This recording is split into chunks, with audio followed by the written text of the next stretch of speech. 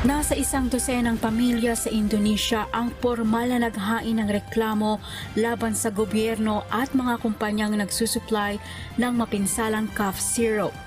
Ito ay matapos masawi o magkasakit ang kanilang mga mahal sa buhay kasunod ng pagkonsumo ng naturang gamot. Target ng class action lawsuit ang Ministry of Health, Food and Drug Agency at 7 kumpanya na nagbebenta ng syrups na mayroong sobra-sobrang amount ng 2 compounds na ginagamit sa industrial products gaya ng antifreeze. Simula buwan ng Agosto, nagkaroon ng pagtaas sa bilang ng kaso ng acute kidney injury ang Indonesia.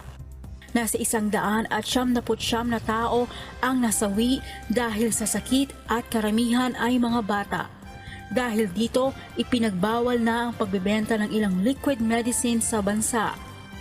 Nagsagawa na rin ng investigasyon ang mga otoridad kaugnay nito. Emerald Roca, UNTV News and Rescue. Diyos ang aming sandigan, serbisyo publiko ang aming pinahahalagahan.